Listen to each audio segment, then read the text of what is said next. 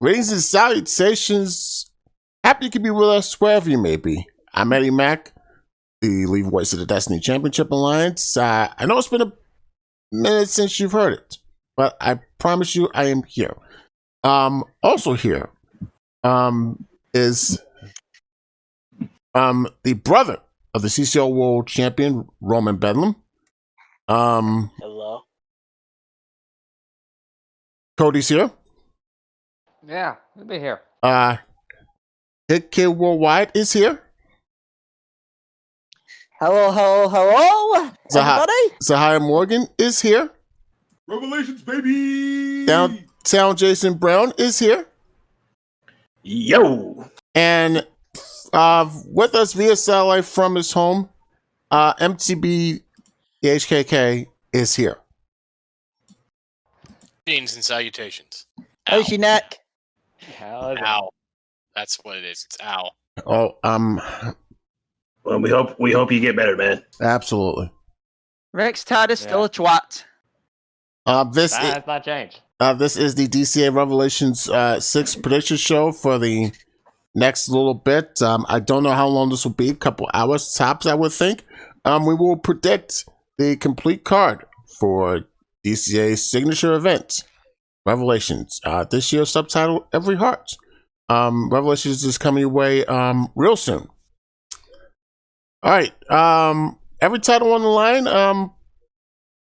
Lots of grudges to be settled. So let's get cracking with predicting some stuff. And to moderate via satellite, here is MTB, the HKK. Yes, well, of course, this first match is more undoubtedly a doozy, a battle of icons, a battle of legends, and that is, of course, AJ Young versus Aaron Anderson. Predictions, gentlemen. Woo! Let's go ahead and start with the Mr. Roman Bedlam. Your predictions, sir. Mr. AJ Young. Aaron's been a bit quieter than usual this season, and with all the fanfare for AJ coming back in for the first time in years, I think it's unfortunately a bad night for the Iron.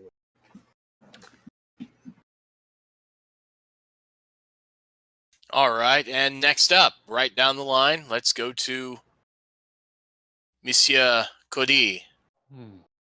Going with AJ. AJ is gonna come back to DCA and lose.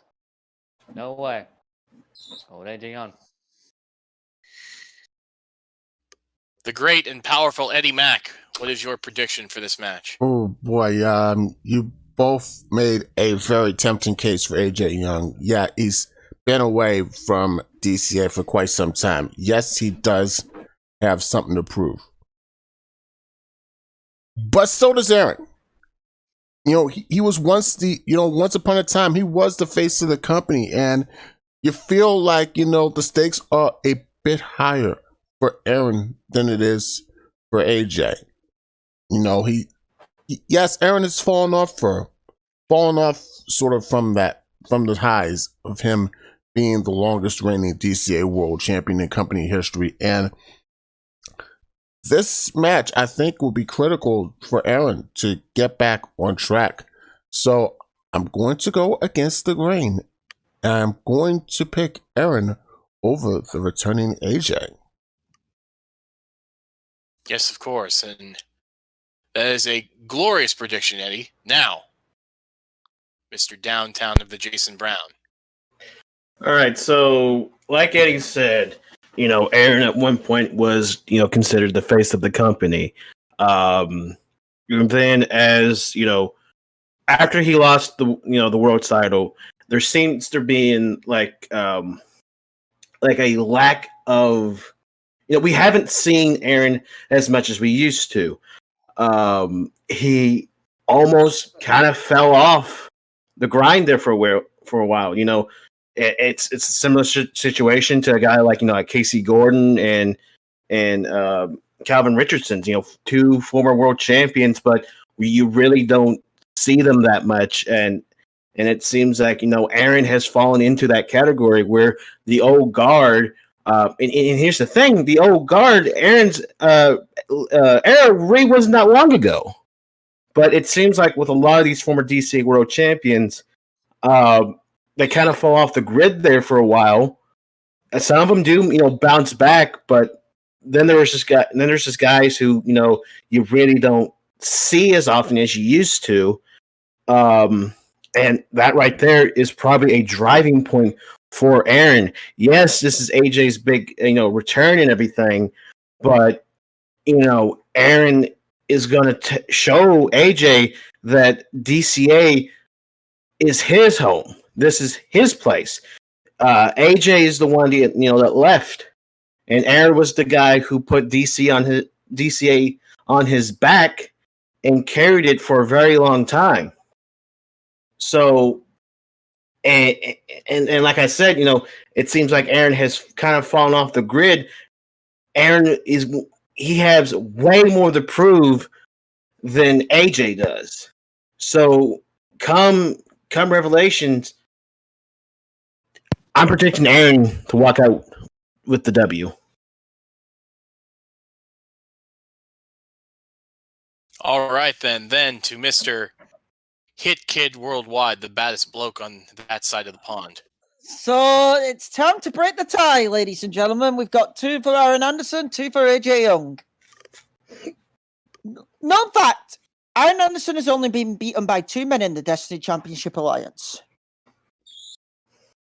Zack Stone and Sly Cooper, I do believe. Sorry, no, it's Zack Stone and James Frost. Sorry, correction. 2 of the most elite names in all of core wrestling. Aaron Anderson, as we remember, held the DCA World title from Redemption, to Revelations a few years ago. Aaron Anderson is elite. As too, though, is a returning AJ Young. Former AWF World Heavyweight Champion, former CCL World Heavyweight Champion, former, I think it's 2-time Core All-Stars World Champion. And guys, you both make great points. Aaron has something to prove. AJ's on his return having something to prove. So for me, this comes down to matchup styles. Aaron will look to use the power game. AJ will to use his technical savant. But if there's one thing I will edge it to, is AJ Young will go to that little darker place to get a match won. We've all seen it in the past how AJ will take a shortcut or two. And people may not like me saying this, but I think that's what affects it. And I think that's what gives AJ Young the win. I'm picking AJ Young. All right. Is there anything else from the peanut gallery? Hit Kid, boy, you did nail it. I'm not sure if Aaron. We know Aaron is absolutely willing to go the extra mile to win a match. So is AJ Young, but they both go about that extra mile in very different ways. AJ will do absolutely anything there is to win, but I think Aaron is aware of this. But we'll see. Pair of former world champions facing off. Eddie, we will see, but we've seen it before when a referee's been down and AJ hasn't been afraid to stick in a low blow. Absolutely.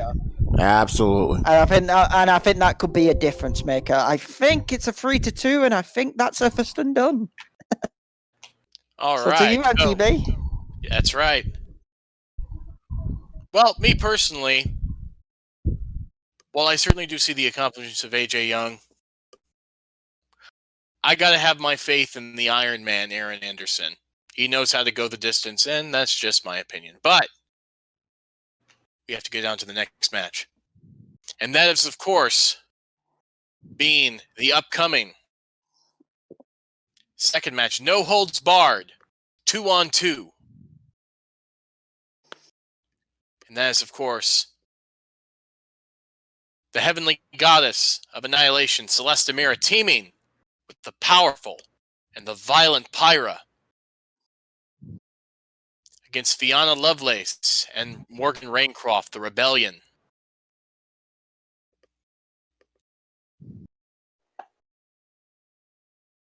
Mr. Roman Bedlam, your predictions, sir.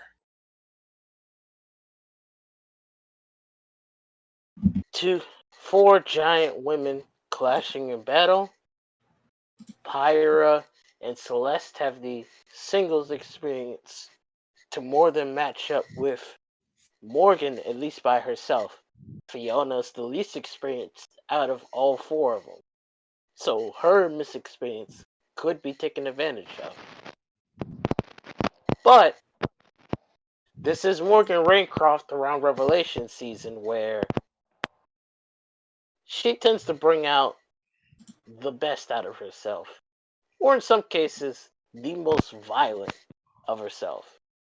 So, to put it in simple terms, Pyra and Celeste have the combined singles experience to overwhelm the two, but they don't have the unit experience that Fiona and Morgan have.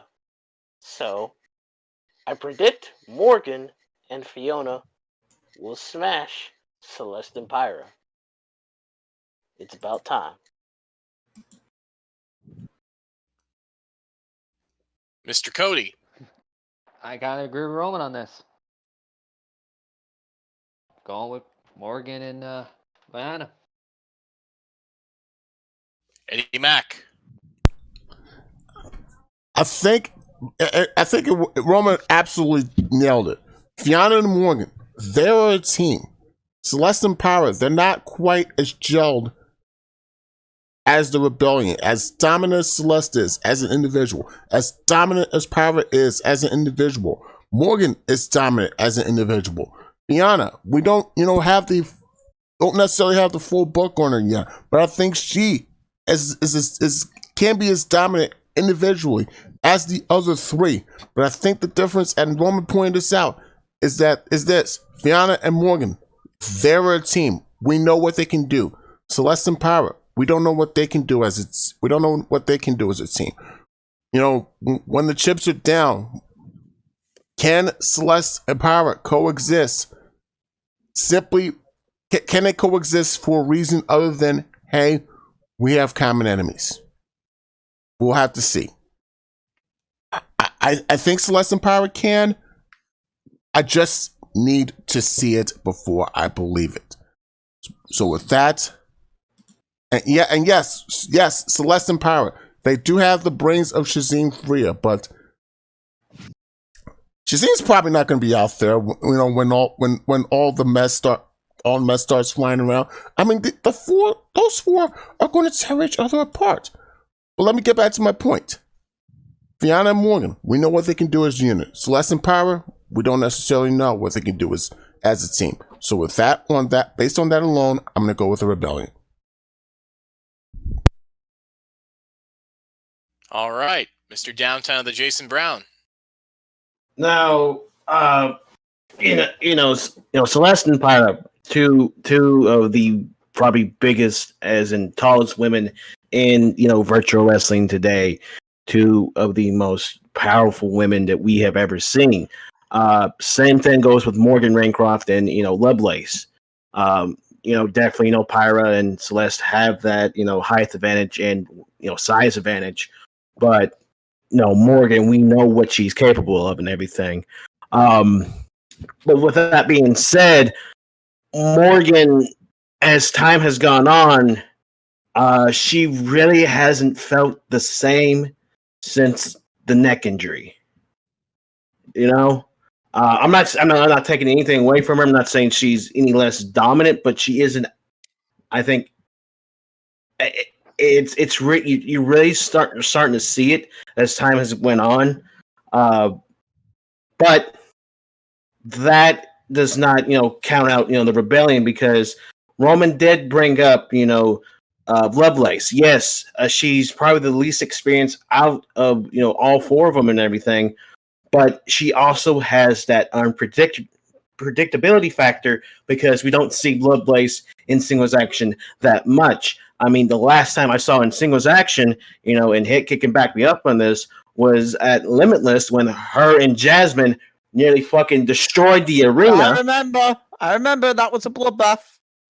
So to count out Lovelace just because she's inexperienced out of the four, it's something I really can't agree with. I cannot agree with that because Lovelace is someone who has a lot to prove. That yes, Morgan is this dominant monster. Yes, Pyra and Celeste they are they both of them, you can consider them both heavenly goddesses because how big they are and everything. But Lovelace, she's gonna go in there with a lot to prove that I can be just as powerful as my tag team partner, and I can take it to these two Leviathans pretty much. And so I think yes, you got the experience of Morgan leading the team, but I think that hunger and that drive of Lovelace is what gets the Rebellion the W.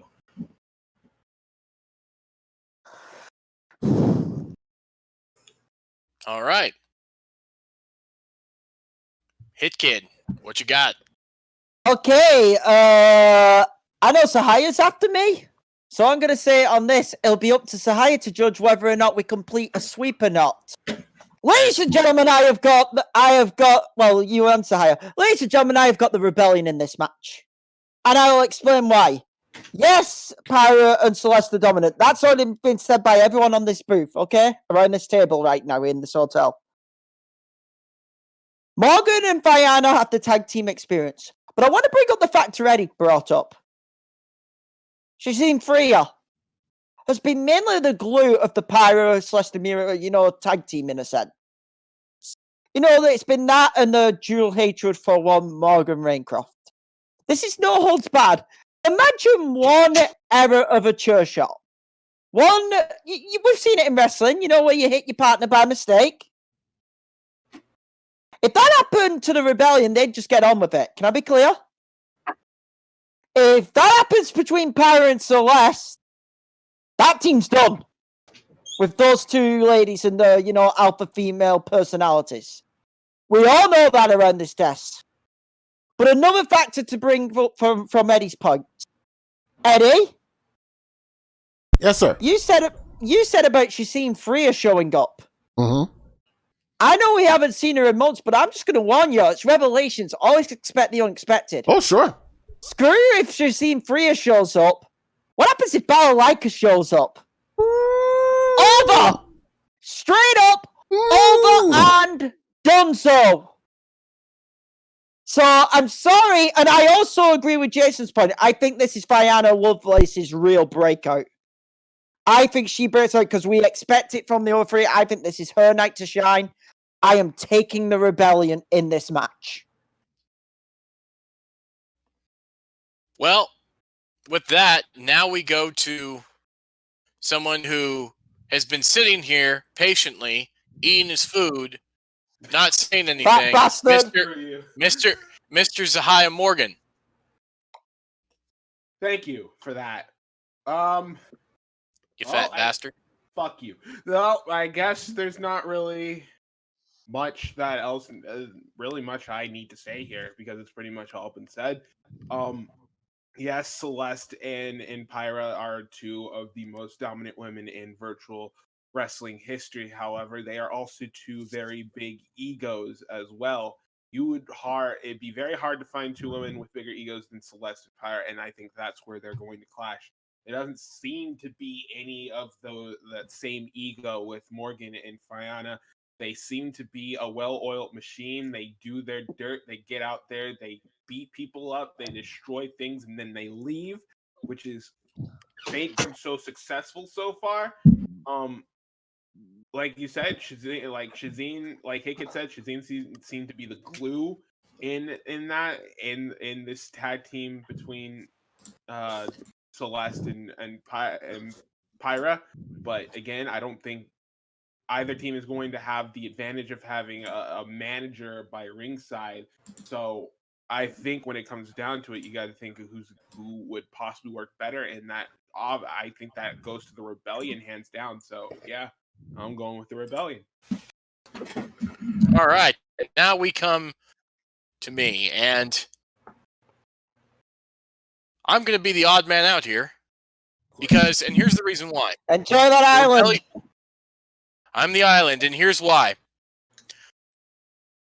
When it comes to the Rebellion, you're absolutely correct. They are an absolute well-oiled machine. But with both Pyra and Celeste in there, you all are forgetting one major factor, and that is which Morgan Raincroft are we going to get? Are we going to get the well-oiled machine as a member of the Rebellion? Or are we going to, because she's going to be in that ring with Celeste Amira? He's got a point. And there could be a little bit of psychological trauma there that Morgan isn't really showing. That's a good point. Especially on a big stage like Revelations. That would be the absolute place for something like that to come out. That is the weakness the Rebellion has. And if Celeste and Pyra are going to win, they're going to have to exploit that weakness. And I believe they are more than capable of pulling it off. Because if there's one thing I've learned from years and years of virtual wrestling, it's do not underestimate the heavenly goddess of annihilation when she's out for blood. That is a fair point. That is a good point right there.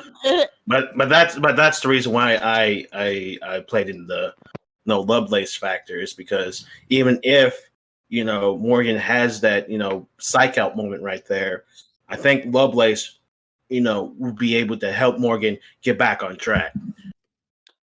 I'm just gonna say this. I think this match might come down to Celeste and Morgan. They're one-on-one at Revelations, these past two Revelations. Yeah. And this has been a Celeste who, here's the thing. I like MTP's point about, Morgan's trauma with Celeste. Let's remember, this season, Celeste put Morgan out for a month or two after Revelations again. It's a fair point. But there's a word called vengeance. And one of the last people I would want to have vengeance on me in my entire life would be Morgan fucking Raincroft. I think she'll rip Celeste in half. The only question, Hit Kid, is what happened if Captain Ahab goes for his white whale and takes out his crew? Strolls right through them. What happens if the need for revenge outweighs the need for cooperation with Lovelace? That's something we're going to find out at Revelations. But this next match. There is no match in DCA in the Destiny Championship Alliance that is proven to be more violent, more vicious, and more unforgiving than the Ron Parr death match. I am, of course, talking about Devi Taki versus Revi. Gentlemen, predictions. Let's start with Roman Bedlam.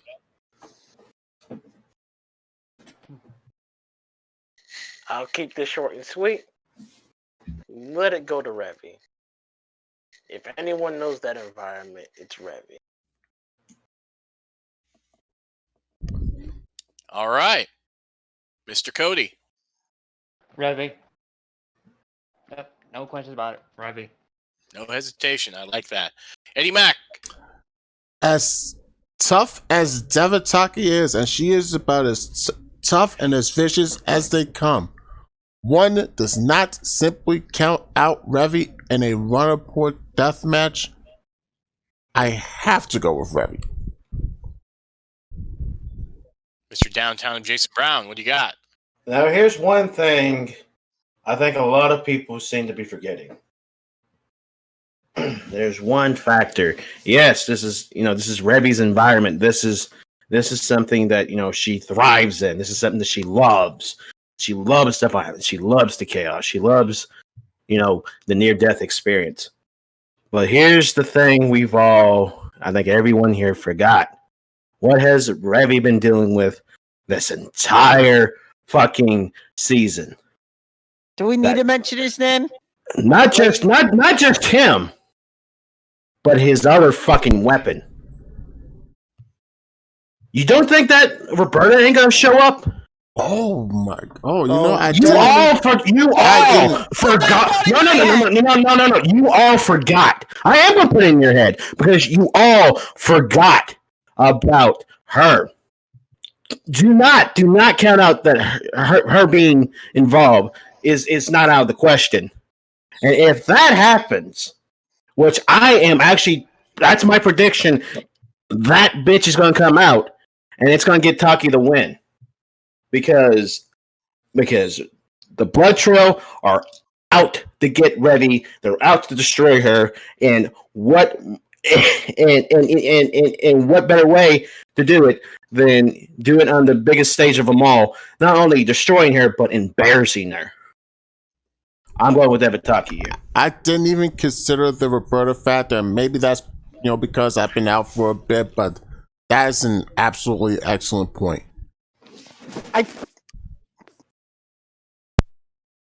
And with that, we go to Hit Kid. I'm fucked up because Jason just made a brilliant point. Can I be clear? And because that is a fucking tremendous point. Because I'm gonna be blunt. That's the only way Devataki's gonna win this match. It's the factor Jason just brought up. That'd be the only fucking way she's gonna win this match, and let me explain why. 2 fucking years. This shit was supposed to happen 2 years ago. And before it could happen, fucking Devataki took her ball and went the fuck home. You're back after 2 years, and yes, Devataki is still the vicious bitch that we know her to be. But Revy is fucking ruthless and out for revenge. And now there's the saying, you're entering my world, bitch. That's the world Devataki enters. Jason makes a great point. The only way Devataki wins this is via Roberta interference. But I wonder if Roberta will wait till the deed is done in the match. That's another factor, because it might just all be about the statement with that old fucking weapon. I pick Revy with a bit of reserve for once. But I'm taking Revy in this Runapole death match. Mr. Zahaya Morgan. What you got? I got Devataki. I know that Revy in the past, and I really had to think about it for a little bit after the match was, announced. But you can put the Roberta factor in here, and that's completely fine. You can do that. That's great. I just don't think this is the exact same Revy we saw a year ago. I don't. I've seen this Revy this season. This is not the same Revy that went an hour plus in a fucking death match with Carmen Cortez at Revelations. This is not the same Revy that went around punt kicking everybody in the head when she won the Wildcats championship. All right, it's not. It's not. This is a woman that is distressed and it has a lot on her mind. This is a woman that is not just out for herself right now. This is a woman that is clearly going through a lot of stuff, and whether she wants to admit it or not, that's breaking who Revy was. And I think because of that, that's going to be her downfall come Revelations. And I don't say that lightly, because I know that this is still a woman that could pretty much kill whoever she wanted to, but I don't think that's on her mind right now. I think this is a woman that's heartbroken, and I think it's a woman who's been heartbroken for a long time, and I think it's because of that heartbreak that's going to break her physically come Revelation. All right. And now we come to yours truly. And I hear Zahaya's point about Revy being mentally broken, and I hear Jason's point about the world that Devataki brings literally coming down on top of Revy, allies and all. But here's the difference maker. Zahaya, you're absolutely right. This has not been the same Revy we've seen. But does that make her weaker? I don't think so. I think it makes her more dangerous, especially in an environment like a Ranapur deathmatch.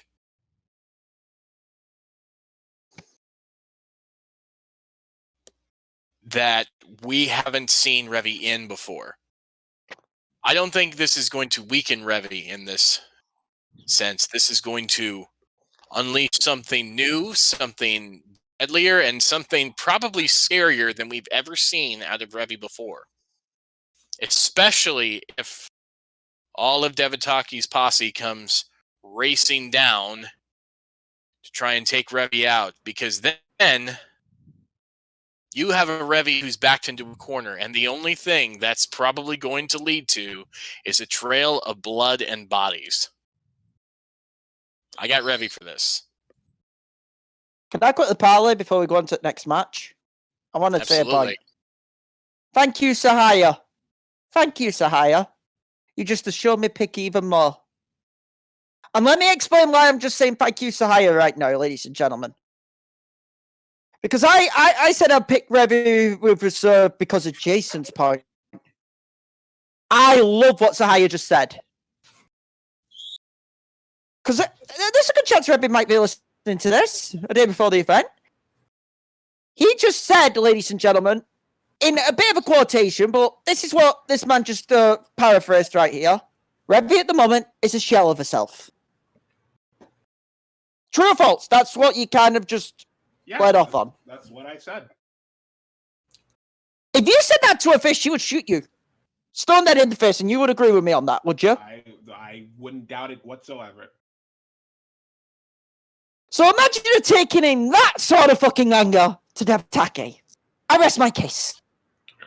I'm just sorry that Roberta factor it's too strong. It's too strong. Yes, we know when Revy's backed into a corner, bodies start dropping and everything. But here's the thing. Roberta is almost an exact copy of Revy. It's like looking into a even more soulless version of Revy. She's a weapon. I've called her that from day one. I'm sorry. That Roberta factor is too fucking strong. I swear to God, if fucking her and that fucking rat show up, I am storming off. I don't care about the paycheck for that match. All right. Can't stand the sight of them. Go ahead, Nat. All right. Match number 4. We have ourselves a little bit of a Vice City street fight for the DCA Burnout Championship. It is Tommy Vercetti taking on Jeremy Paisley. Mr. Roman Bedlam, what do you have? The question is simple. Can Paisley handle Tommy Vercetti at his absolute worst? And I do mean that literally. The resume of Tommy Vercetti does not need a whole lot of introduction or speech. The man has done things that a lot of people probably would be in jail for. And Paisley has to go into the ring with that in a type of match which Vercetti has an edge in. There's no rules. There's no pure wrestling getting you through this. You have to fight with whatever you get. And whatever you get could, well, let's put it lightly, do a whole lot of damage. So, it's a matter of, does Paisley have it within him to withstand all the punishment that Tommy will throw at him? And I do believe Paisley does. Because if anyone remembers correctly, Paisley was once possessed by a demon. And that demon put him through a whole lot of crap. Mentally and physically. If there's anyone with the endurance to take the punishment being given, it is Killer. So, I will go with Jeremy Paisley. He will retain his Burnout Championship in spite of the circumstances in front of him.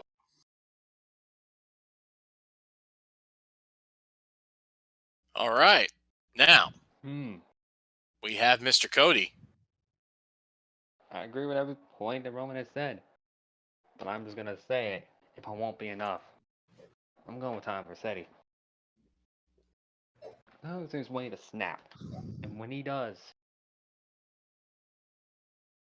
all hell's gonna break loose with Paisley. I'm going for Seti. All right. Mr. Eddie Mack. I know, I know that there's, I guess I forget, and I forget, the word kind of escapes me right now. The idea, I guess that's the word I'm looking for, is that there's nothing more dangerous in the world of virtual wrestling than Tommy Vercetti.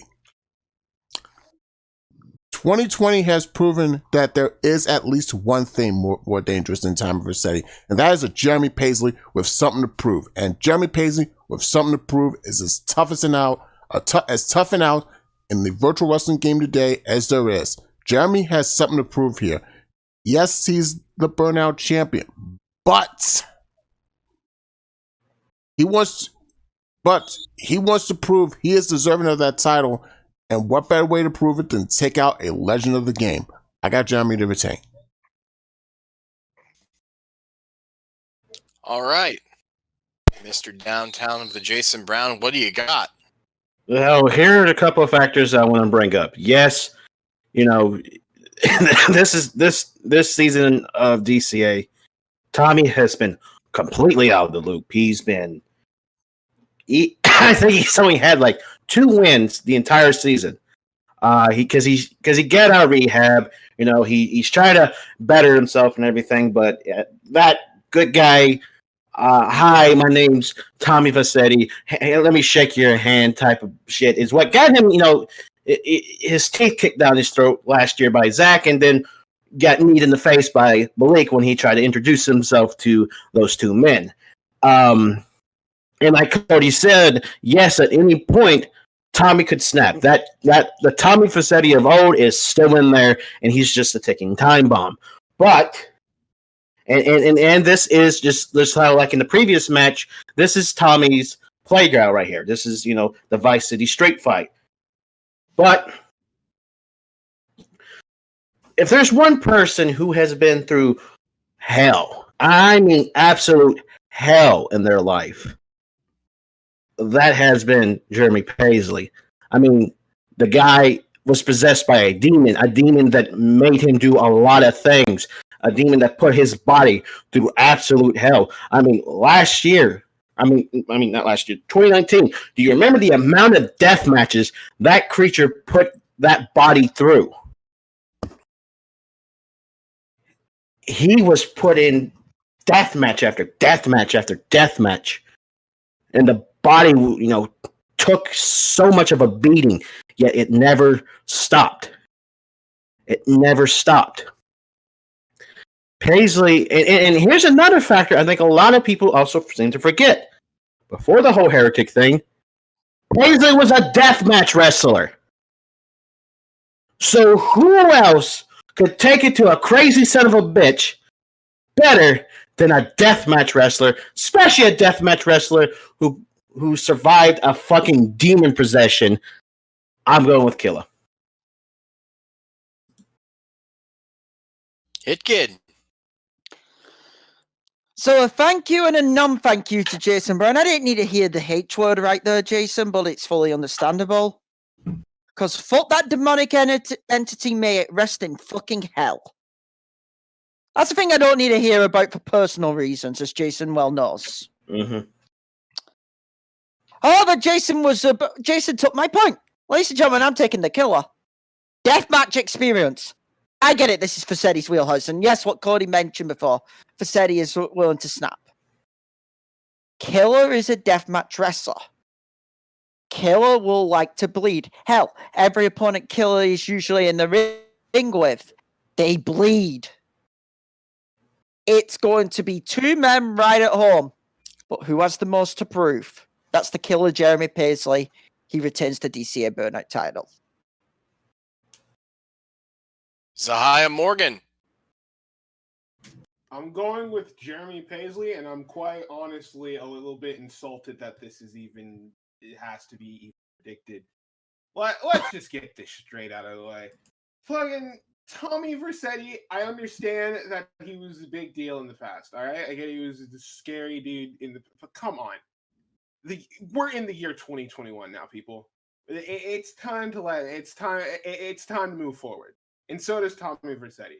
I get that he's a big name. I get that, but he's going up against Jeremy Paisley, who has been grinding ever since he, got out of that funk that he was in, so to speak. He's just been grinding. He's been taking his licks, and he's been giving them right back. This man has been on the career path of becoming something great. He has been on that straight and narrow. He has been getting training from the current VW World Champion, for fuck's sake. I don't know how this is a fucking question. Tommy Vercetti, I'm glad that he's starting to show a little bit of that fire. Glad that he's starting to show, maybe the Tommy Vercetti of old is coming back. But come on. We're talking about a man that is on like the career, like on a straight trajectory to the fucking moon right now. And I'm supposed to believe that this blast from the past suddenly has a chance now because, I want to get serious now. No! It's Paisley. It's always been Paisley. The fact that Tommy Vercetti thinks in this current condition that he's in right now, the fact that he hasn't been able to catch up to the fucking year that we're in now is a joke and an insult.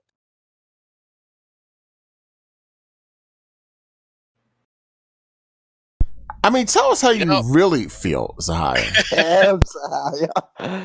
Well, there you go. And, I think I'm going to round this out by completely agreeing with Zahia. This is going to be Paisley's win. Easy. Hey, Cody, enjoy the island. Enjoy that island you're on. And with that, we come to our fifth match. Brother versus brother for the DCA Celestial Championship. Dante Styles versus Malik Brown.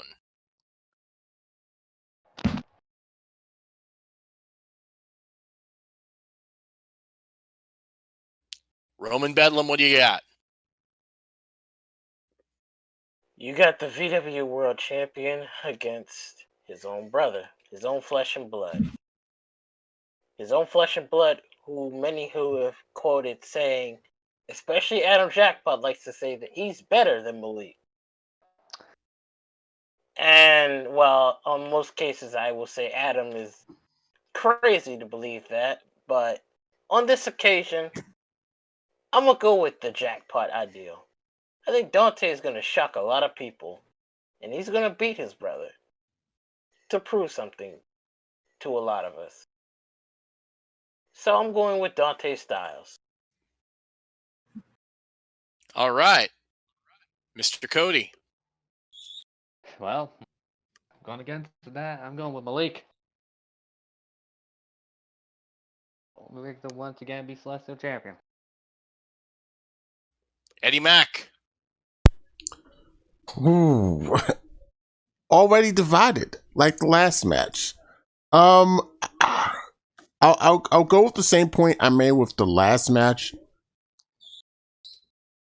Dante, he doesn't have quite the success of his older brother, and that's an understatement, but Dante is, if nothing else, hungry. He wants to prove that he is at the very least on Malik's equal, on the same footing as Malik. I really want to pick Dante in this match, but I can't. There is probably the number of big match performers in the world of virtual wrestling that are on the level of Malik Brown is a very small list. And with all due respect, Dante Styles, yes, he's going to have, let's not get this twisted. He's absolutely going to have a breakout match here, I think.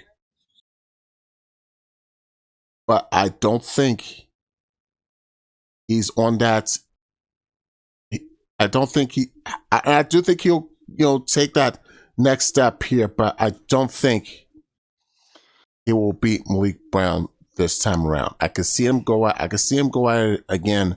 I think later in the year, where Dante will beat Malik, but I think this time around it's going to go to Malik.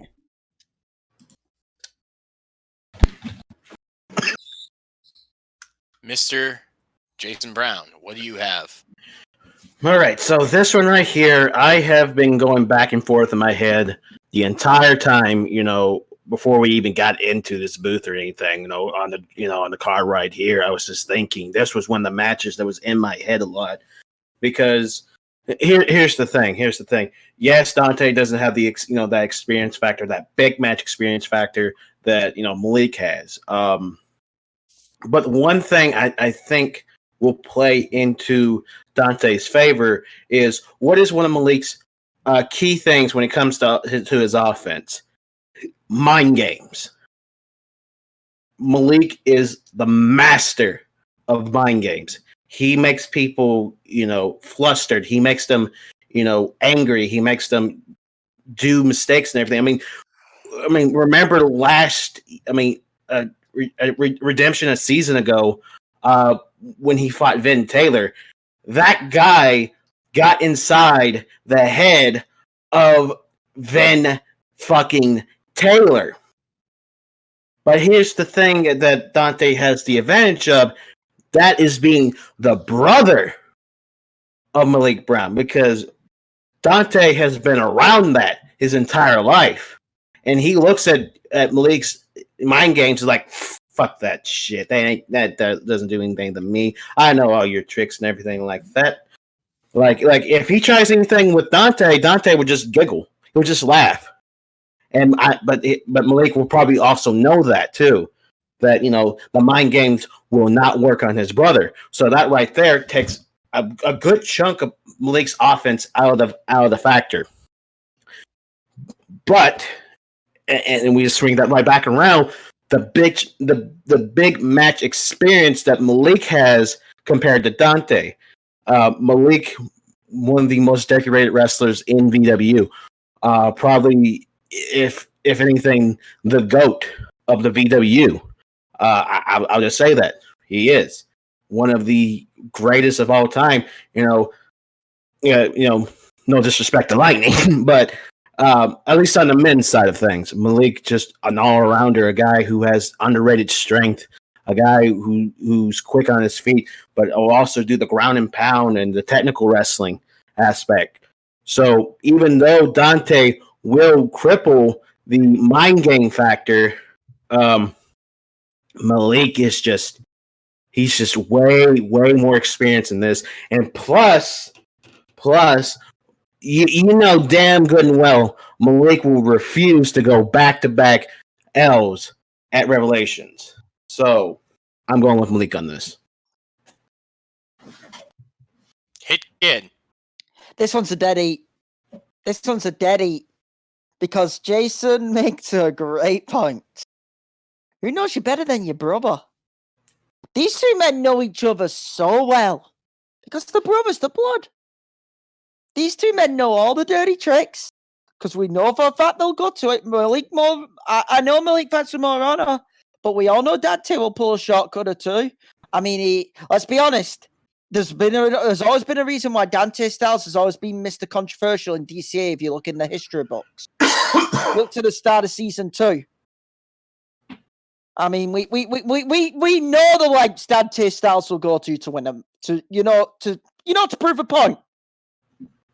I hate to say it, but I'll mention the name. Ask one Amber Stevens. Malik, though, as Jason said, would not want to go back-to-back Revelations with 2 L's in a row.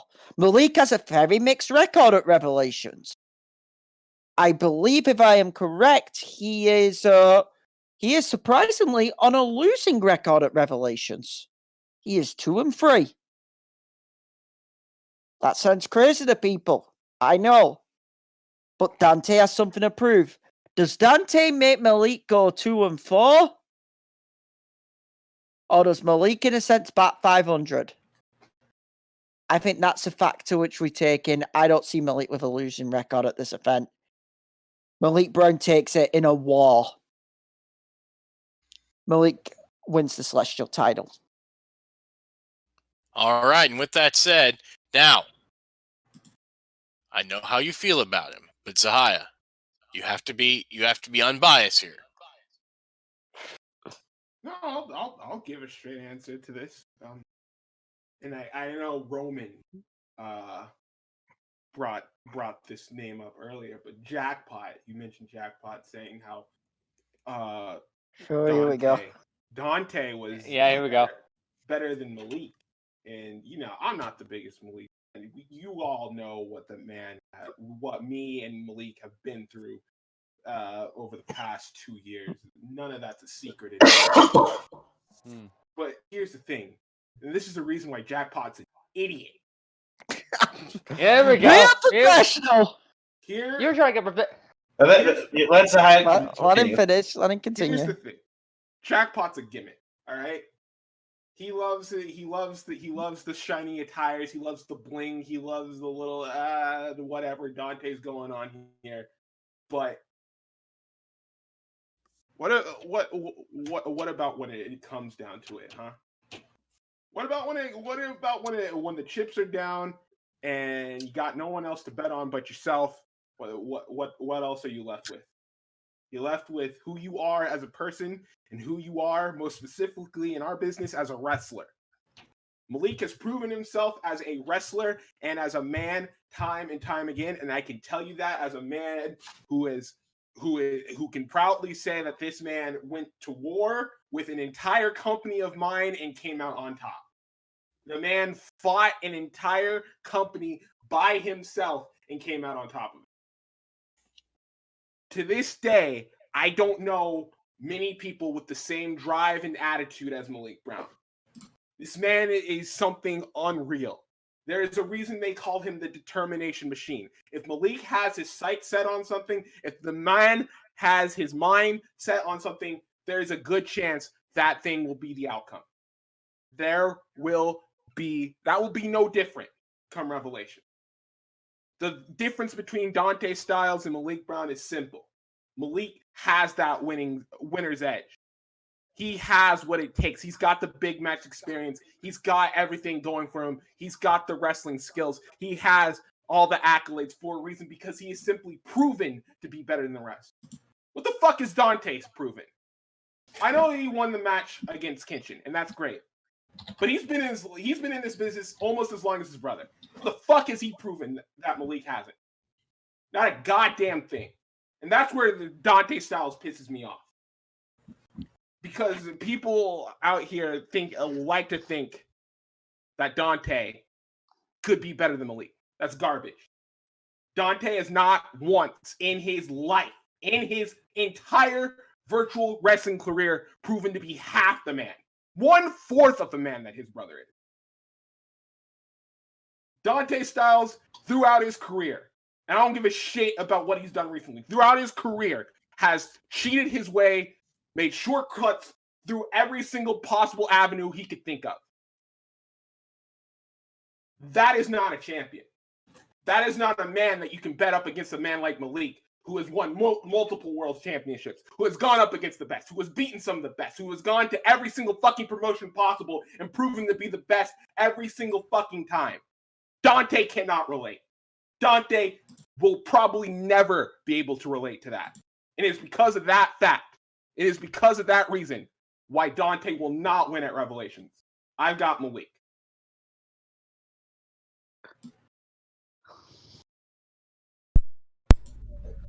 Damn, Zahai, tell us how you really feel. Damn, hide the professionalism from Sahaya Morgan. Go ahead, MTV. You're trying to.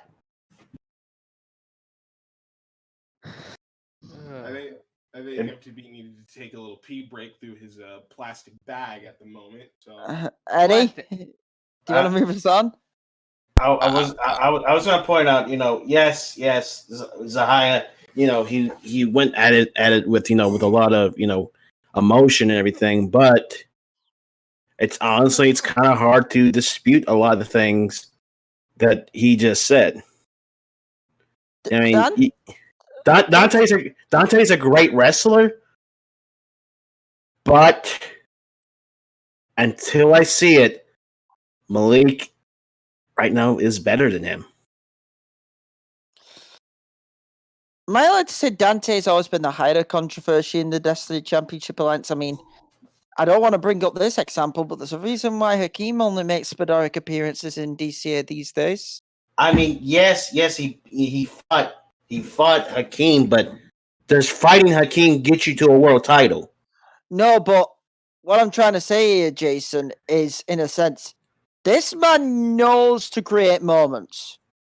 A lot for the worse. I mentioned the Amber Stevens factor, you understand? Yeah. There'll always be a moment in DCA infamy. And no one can deny that. That night when that happened, it was the first show of season 2. The very first show of season 2, that happened. And everyone's reaction was like, what the fuck? You don't do that, which, by the way, we still condemn him to this day. He's a hell of a talent, but you'll always... Go ahead. Go ahead, Eddie. You want to say a point? I don't know how he's even still employed to this day, if we're being honest. And here's the thing. Yes, this man is known for creating moments. This is a guy, littered with controversy and everything. But what has that all gotten him? Yes, he's now just recently got something. But Malik has a laundry list of accomplishments and accolades. It's night and day between the brothers. It really is that. But I think it's time for us to move on. I think Matt has. Yeah, I will take the wheel for right now. Match 6 is a 2 out of 3 falls match. Jamal, Bedlam, and Kenshin. That should be a barn burner. No. It's no, it's not. It's Matt Farrell. I've been given the wrong list. I've been given the wrong list, or I've skipped one. It turns out I skipped one. Matt Farrell versus Tyler Parks. Roman, go ahead. Roman. Do we lose? So we got the deal sealer, and we got Tyler Parks. Question is, everyone, has the real Tyler Parks finally stood up? Look, you laugh, but you know I'm right. No, you are right, and I'm happy to Tyler Parks defender. But go ahead. He hasn't been the same since Atlas Jones basically took him to town and basically beat the crap out of him. He has not been the same, and this is a Matt Farrell very clearly on a journey to correct a lot of wrong, if you will. Finish up a few stories, if you will. So, to me, this seems like this is easily in Matt's favor. But part of me also thinks, because of exactly what I've been saying for the past few minutes here, I think Tyler Parks is in to shock a lot of people. So I'm going to go with Tyler Parks to upset Matt Farrell. Woo! Wow. Yeah. Cody, what say you? I agree with the points and everything. But at the same time, it will take one super kick usually at a time. So I'm going with Matt Farrell. Ooh. Eddie? I will go the other way. Yes, I'm sure Matt wants to win, and I believe his last Revelations match, I believe he's on his retirement tour, is he not? If I'm not, he's on his retirement tour. Yeah, so this will be his last Revelations, win or lose. I'm sure. Look, he's going to give it like 150% effort, but oh my God, Tyler Parks, how big a win would that be for a former DCA heavyweight champion of the world? Let's be honest. He's in desperate need of a significant win. He hasn't had one in quite. He's never won a title. Just a quick correction there, Eddie. Sorry about that. He's won a celestial title, not a world. Right, but my point still stands. He is in desperate need of a significant win, and this is that opportunity to get that significant win, to get himself back on the map. I will go with Tyler Parks. Jason, go. Now, here's the thing: we all criticized Tyler Parks, and honestly, all of it's right. I know, hey kid, I know you're a big supporter of Tyler Parks, but No, even I can't defend him. well, I've just said that. and what's that? And what's his nickname again? What does he like to call himself? Wrestling Elite. He has not been he has not been wrestling elite in forever. It's been God, it's been a long fucking time since we saw him be elite. But at the exact same time, yes, Matt Farrell's been on his retirement tour and everything, but that retirement tour has been met with a lot of L's. Ever since he announced his retirement tour, Matt hasn't won a single match. He's on a huge losing streak. So you have two men who have not been themselves in forever. If anything, Matt stopped being himself, once, he lost the TPGW world title. And then it really was noticeable when he lost that match against Vincent. Oh. And I know hit, but anyways. And Tyler Parks hasn't been the Tyler Parks of for longer. So you have two men who are going into this, both having something to prove. Matt wants to at least go out on a, with a bang. He doesn't want to go out with, every match I had during my retirement tour, I just ate a big fucking L. But Tyler Parks is a guy who's looking, he's not on his retirement tour. This guy still has many years left. But he needs to get back on track if he wants to, one day become Celestial Champion again, or even the World Champion. But I just don't. I haven't seen it for a while. Matt has shown, the aspects of the old Matt Farrell pop up every now and then. I mean, I think back to his match with Casey Gordon at Horizon. A lot of that old, Matt Farrell was showing through. So at least Matt has shown that the old Matt Farrell is still in there. Tyler Parks hasn't. So by a slight edge, I'm giving it to Matt.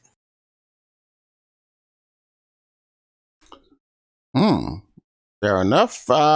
Hickett.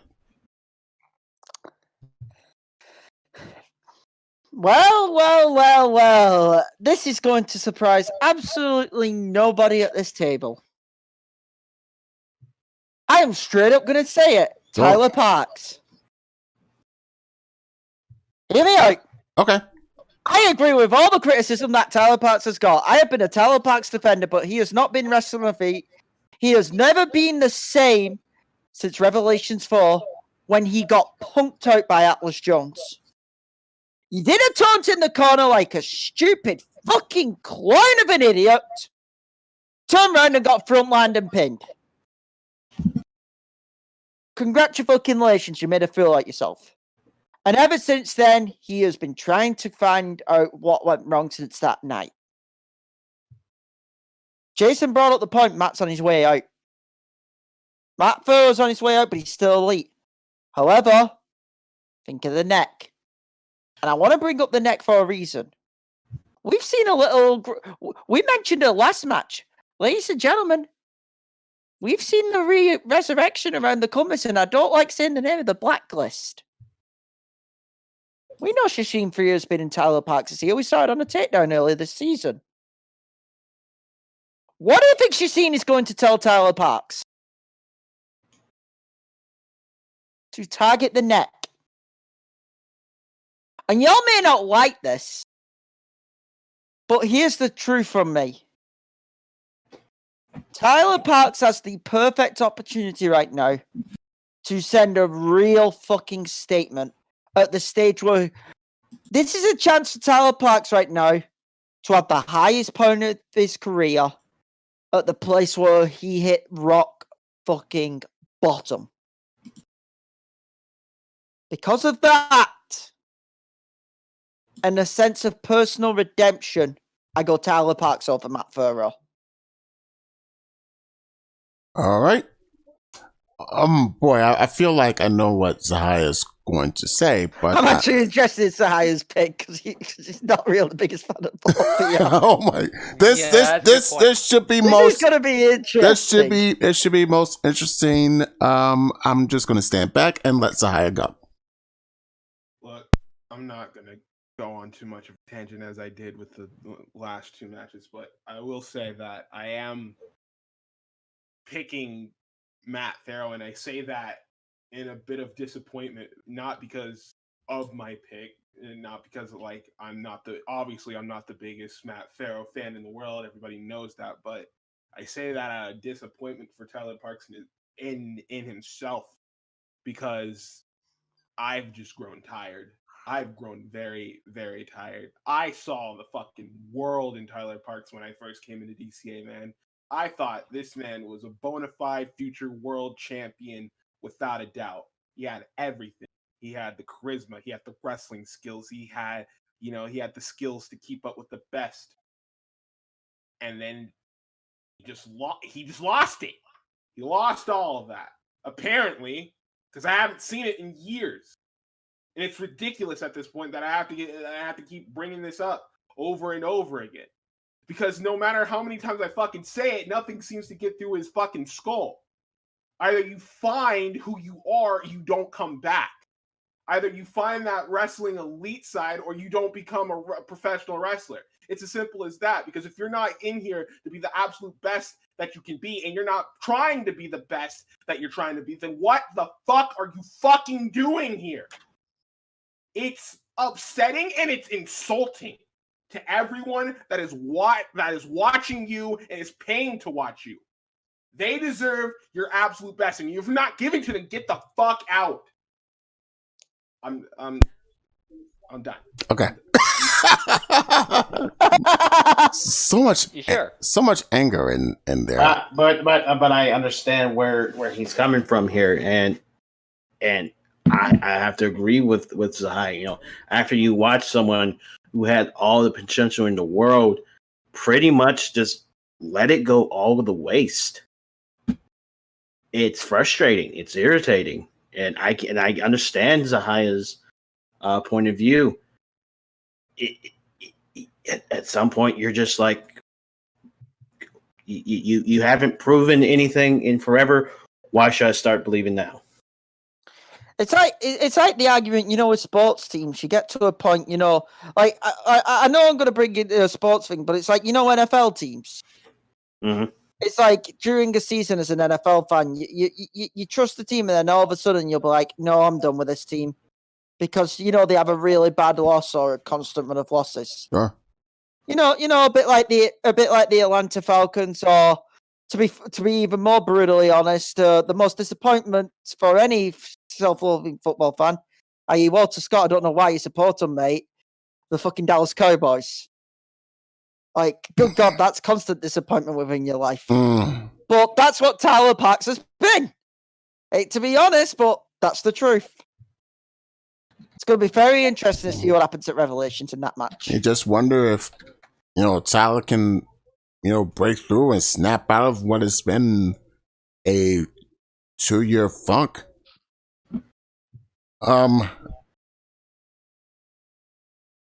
We have a number 1 contenders match for the DCA Pure Championship. It is a 3-way. Kiyoshi Saiba, Sakura Yukamura, and Kenzo. The winner of that will challenge the winner of the Rick C. Sly Cooper match at a date to be determined. Roman, go ahead. If Roman is by his mic. I am here. Oh.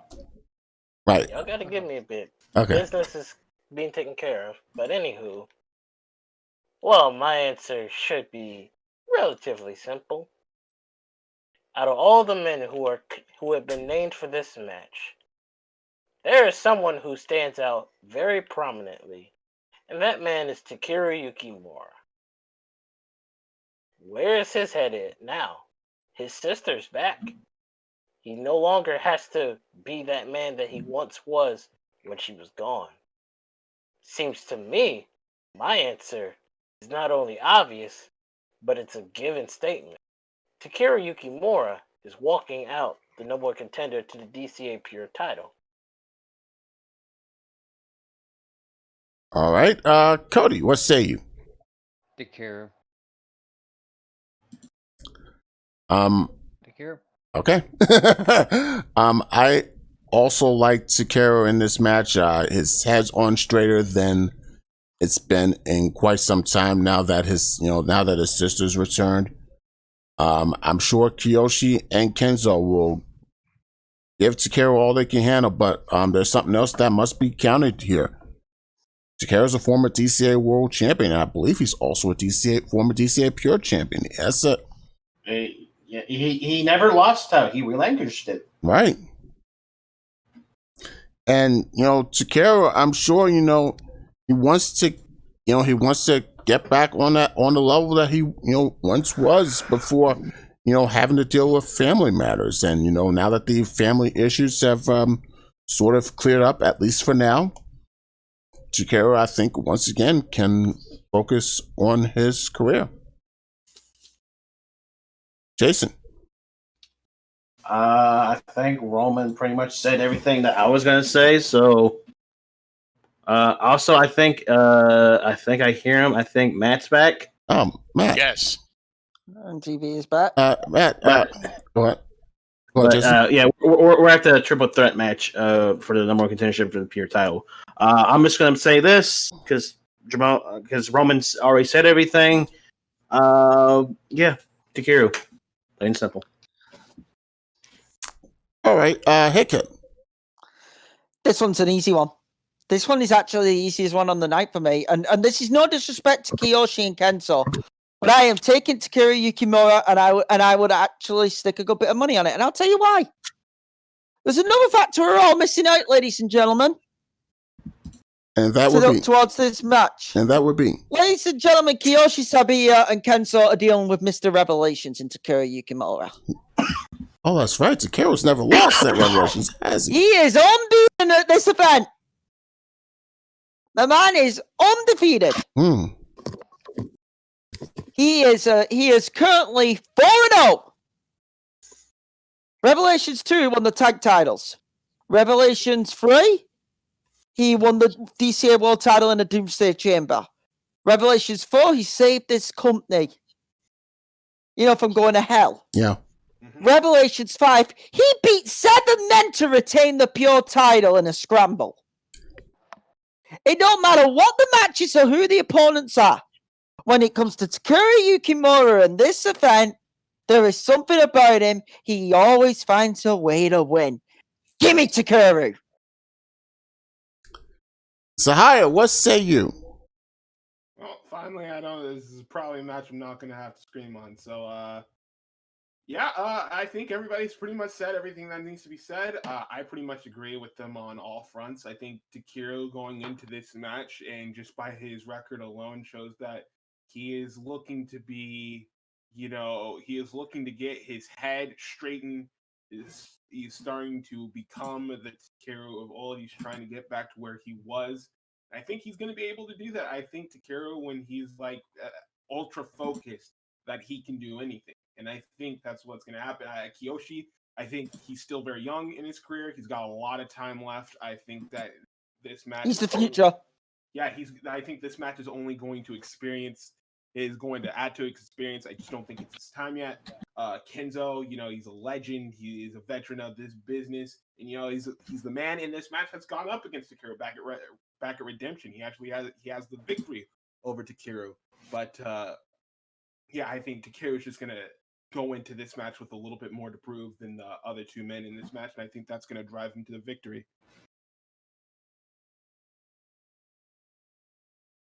So I believe that makes it a clean sweep. Sweep. Holy shit. Now that go ahead, Cody. That Narm is there. All right. Now that Matt has returned, I'll let him take the wheel. Well, you use my government name, Eddie, but no. As IMTB, him. You look like a guy named Matt. I know. But no, as MTB, first of all, I apologize for the disappearance. I had to yell at my maid Zelda for putting the recycling in the trash. But besides that, He can't really move to the bin because of his neck. Let's be honest. Oh, right. I could have done it. Anyway, MTV, take the wheel. but besides that, yeah, but it's a clean sweep to carry Yukimura all the way. First sweep of the night. Oh yeah. Right now we have up next the DCA Tag Team titles. Aces High defends against Suplex Mountain. Roman. Suplex Mountain. Not even gonna waste time or anything like that. Aces High, as good as they are, the common element here is they've gotten real lucky. And the problem with luck is that it runs out. And I know that's going to bother some people here at this table, but oh, I'm going to get the popcorn ready. Inevitability is a thing. Everyone falls. It happens to the best of us. It's happened to even people like Malik, my brother, Claudio. It happens. Aces High, their time is going to run out. And unfortunately, I believe Suplex Mountain is the right team at the right time. Cody. Suplex Mountain. Not even. As interesting as Aces High has been as tag team champions, and I don't know if they're deserving tag team champions, but tag team champions they are at this point.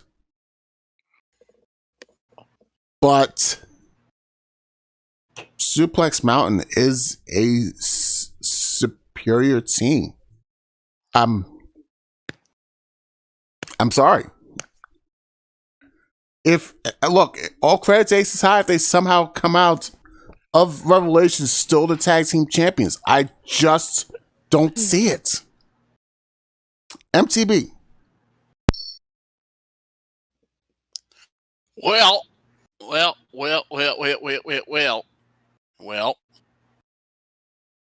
Yeah, Suplex Mountain. Who am I kidding? There's no argument against them. And now we hear from, I believe, Aces High's number one fan. Here we go. Downtown Jason Yeah, Brown. here we go. It's time to bust some fucking balls because a lot of this was fucking bullshit. And here's why. You all keep saying no. Here, let me go on. I heard that they're nothing but luck.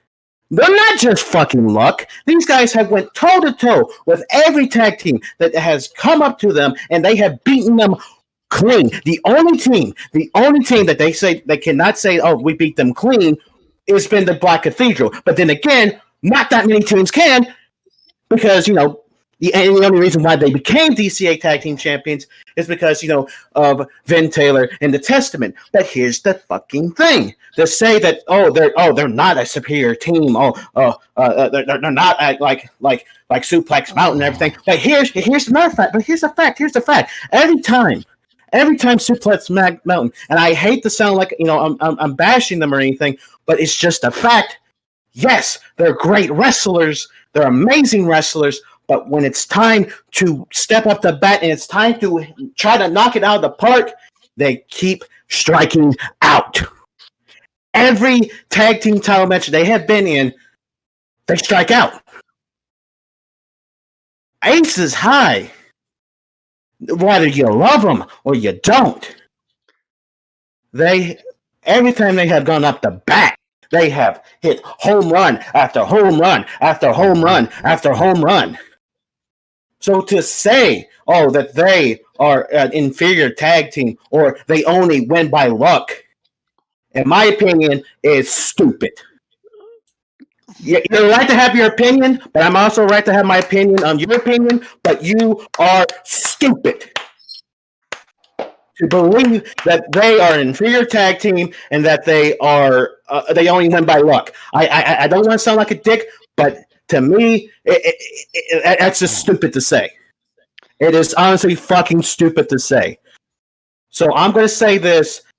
Aces High, they love to shock people. They love to shut up the critics. And once again, they're going to shut up all the goddamn critics again, and they're going to beat Suplex Mountain.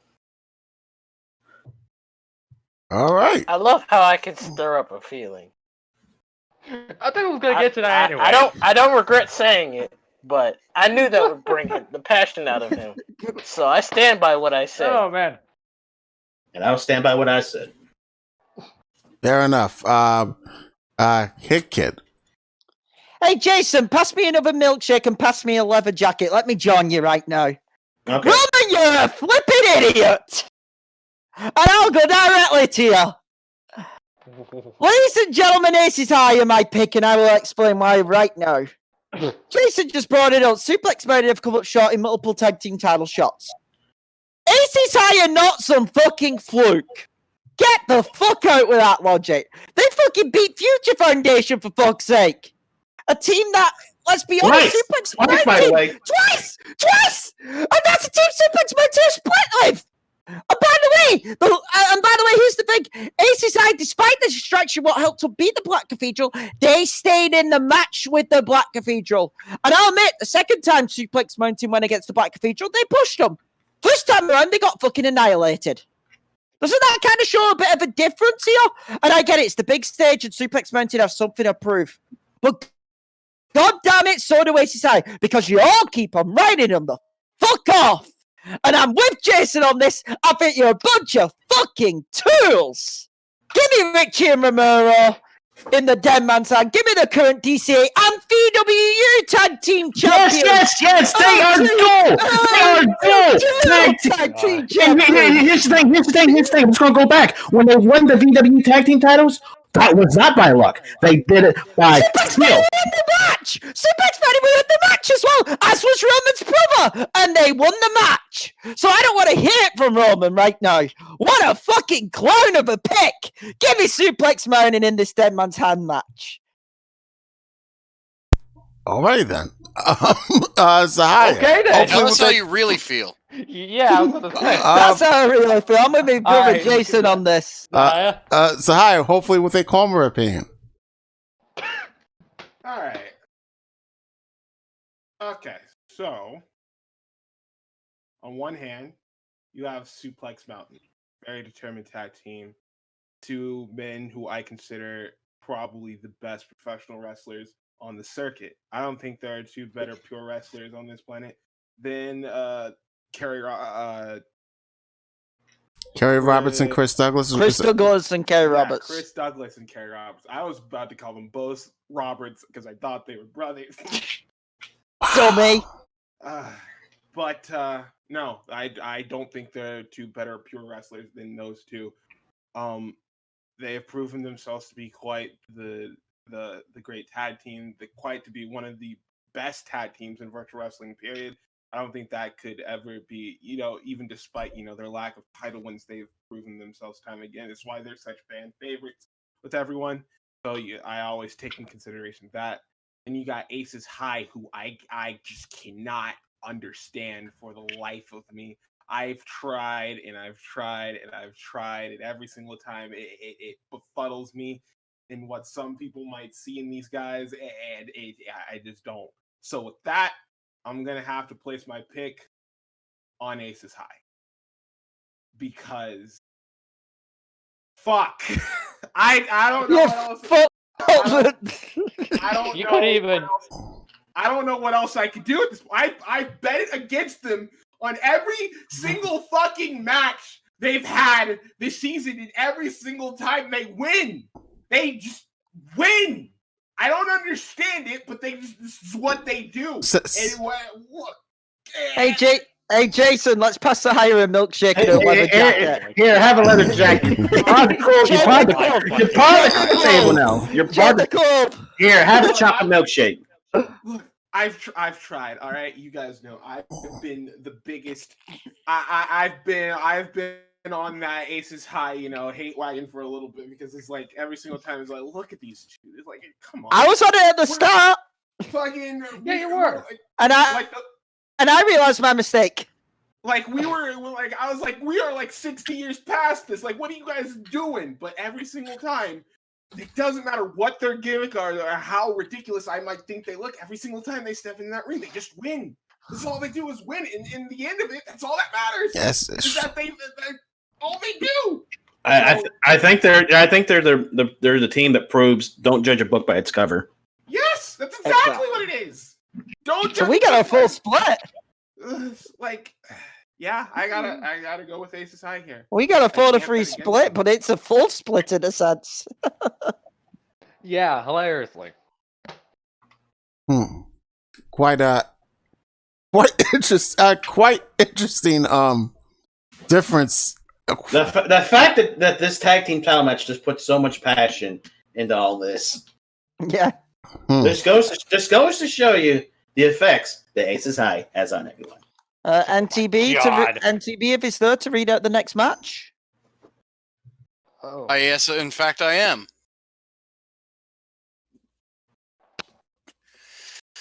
Well, the next match, the DCA Pure Championship is on the line.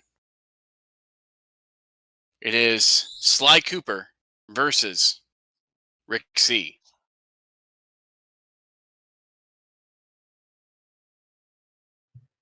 First of all, Roman, you go ahead and take the mark. Sly, and I'll just keep it as simple as that. All right. Cody. Sly. Eddie Mack.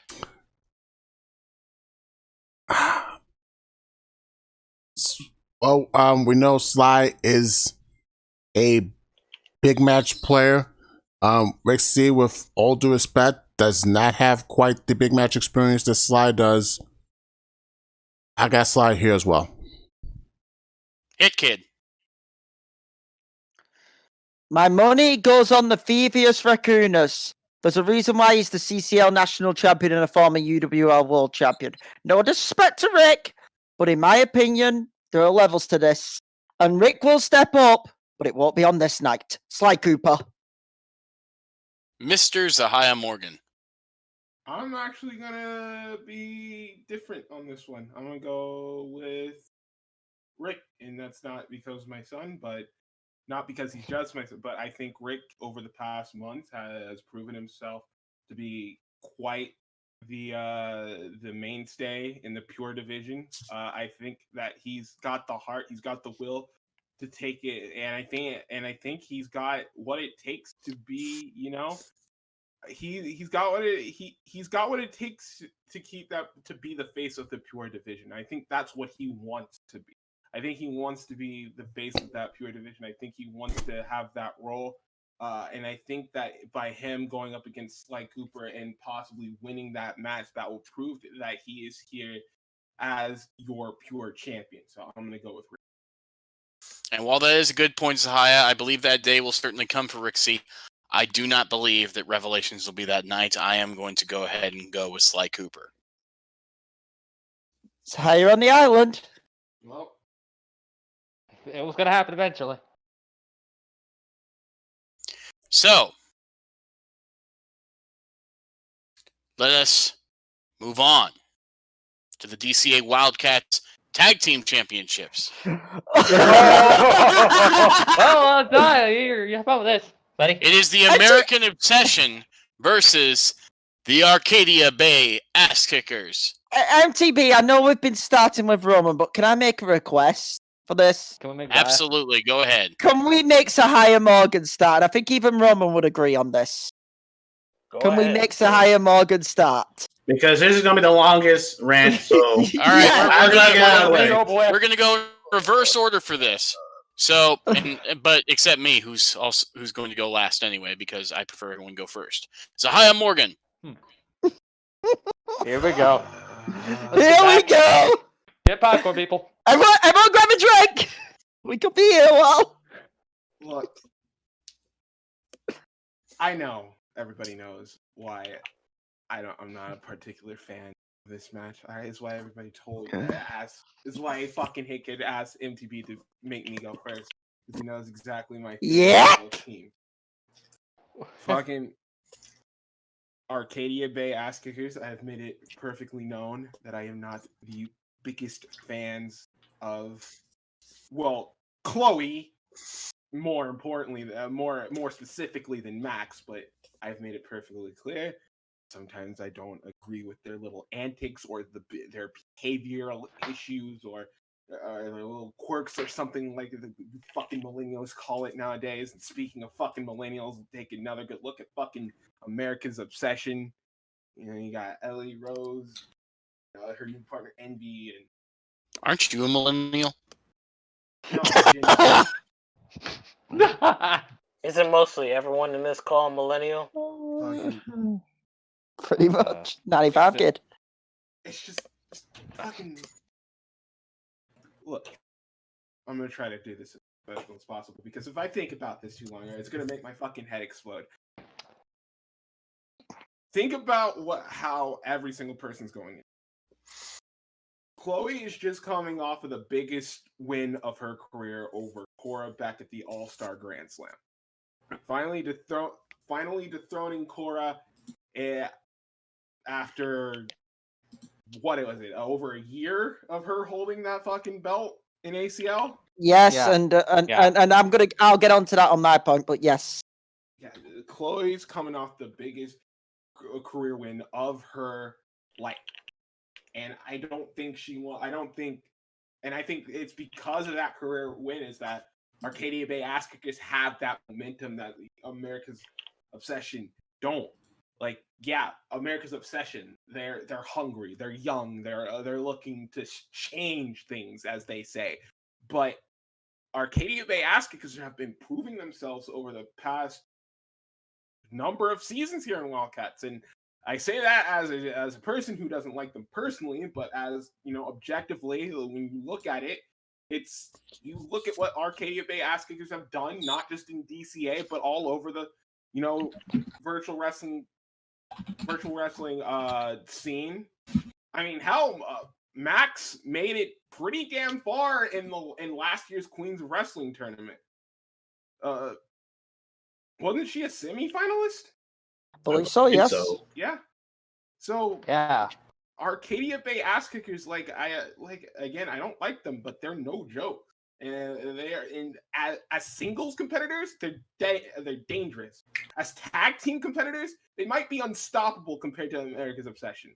I know America's Obsession, they're new and they're like a fresh coat of paint, and you like to show it off, but they don't have the accolades that the Arcadia Bay ass kickers do. Mainly Ellie Rose, of all people. Oh my Oh, here we go. No. Since Ellie Rose wants to go around and complain once again, even though she has had shot. Make your pick and move on. Make your pick. I'm going with the Arcadia Bay ass kickers. Finally, now do us a favor and shut the fuck up for a minute. Please. Good kid. My God, that was pathetic. And I called it Roman before, but that was even more pathetic than that. I'll be clear. This is going to be a great match. I actually have a ton of respect for both these teams, and both teams are coming in with a lot of momentum. So I just mentioned Max Caulfield's been on a roll. Finalist of the SCA Climax as well. Also, Chloe Price, not only in SCA former Queen of Roses champion as well, won the ACL Millennium, won the ACL Lioness title at All-Star Grand Slam. Thank the Lord. Personally, on my end, everyone knows why, because I have a vitriol hatred for Cora. which, even though I respect her as an athlete, there's still a hatred there. I will fully shoot on that. However, ladies and gentlemen, these are two great tag teams. But Ellie and Envy have more to prove here. The Arcadia Bay Ass Kickers have been Wildcats Tag Team Champions. And I get it. They think that American Obsession are a rip-off act. They think they're a rip-off. That's the truth. However, Ellie Rose specifically, from the bitch which we just heard, who has constantly tried to run down her fucking career, has the biggest fuck you point to prove on this entire night at Revelations. At least one of them. She gets the deciding fall in this match for me with an OCD. I take American Obsession to retain. Mr. Jason Brown. Now, I'm not going to be like Kid and just undercut everything Sahaya said because apart from as for American Obsession.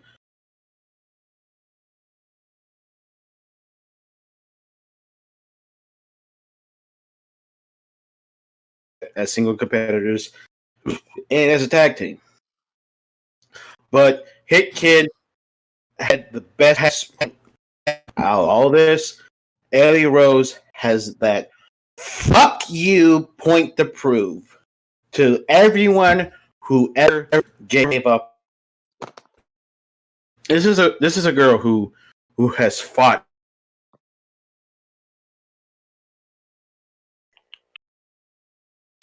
everything that she has ever done. She's one of the more everything that she has gotten. She has had.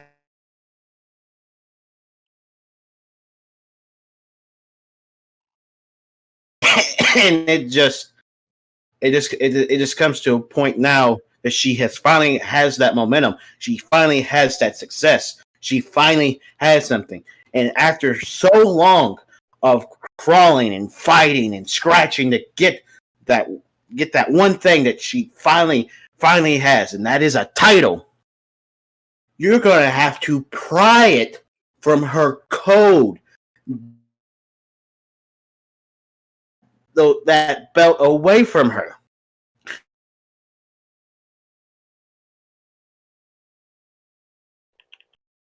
And that's why I believe American Obsession will win. All right, Eddie Mack. In so many words, Jason, I think, hit on one thing when it comes to the tag team champions, but I'm gonna squeeze it all into one word, and that is desperation. That desperation for not so much for American Obsession as a team, but for Ellie Rose as a comparator. Yes, she has a championship now, finally, and it took her getting a partner to finally win a title. But if the Arcadia Bay Ass Kickers experience as successful as they are, if they come into Revelations and they win the tag titles off of American Obsession, it feels like all of the work that Ellie Rose has done over the last few months, it is wiped away, and it feels like Ellie will not be able to recover from that kind of loss. With all due respect to MV Price, with all due respect to the Arcadia Bay Ass Kickers, Ellie Rose has by far the most to lose in this match. Ellie's going to come in not only with just a hunger, but with a sense of desperation. And that desperation is going to carry over to Envy. And I think that hunger, that drive, that desperation, because you and I and everyone listening to this know, desperation make people do strange and desperate things. And as good as Arcadia Bay Ass Kicks, and look, hell, they're coming in with a lot of momentum. As Hitkin mentioned, Max Caulfield made it to the finals of SCA Climax. Chloe Price just won the ACL Millennium title from Cora. They're coming. They are coming in. They're going to be coming into Revelations hot as hell. But I think American Obsession retain the titles here.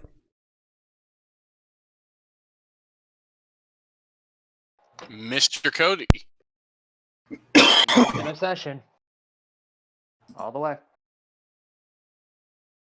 Roman. You won't get an objection out of me. American Obsession.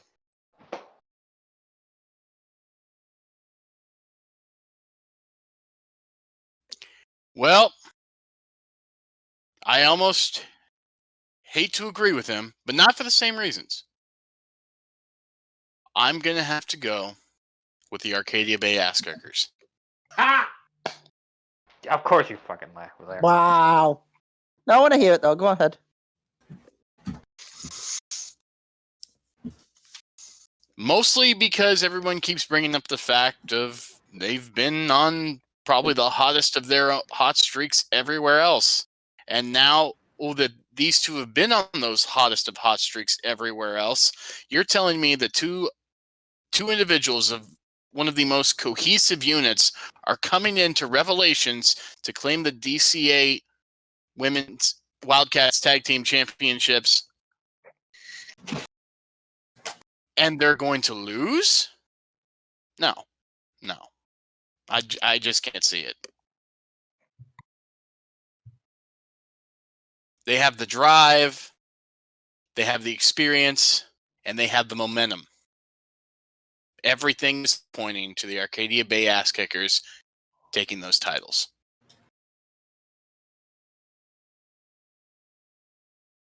So with that being said, let's get to something a little bit more violent. Last woman standing.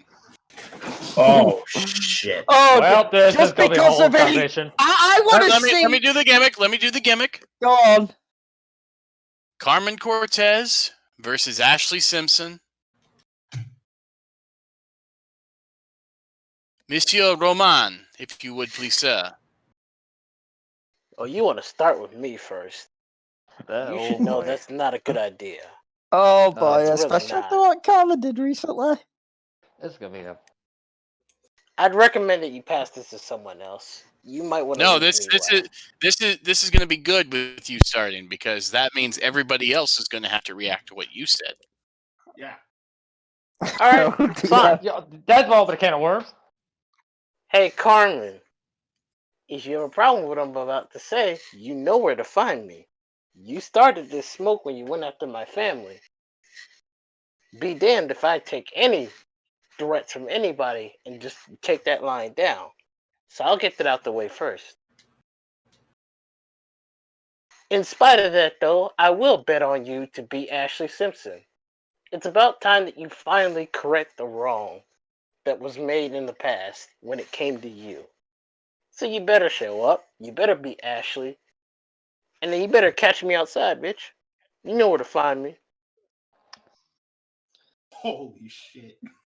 Well, he's gonna die. Well, I'm probably going to get that next one. I'll have to say. You think I give a Cody, single fuck? Cody, you go ahead and follow that. I can't believe I'm going to say this. But I'm going with Ashley Simpson. Beat Carmen. What the fuck? Go on. Yeah. Pretty much everything. And this last one was standing. And we all know Ashley Simpson can do just about anything. We all know it. That's true. We all, yeah. I'm picking her. Eddie Mac. Here comes the haterade.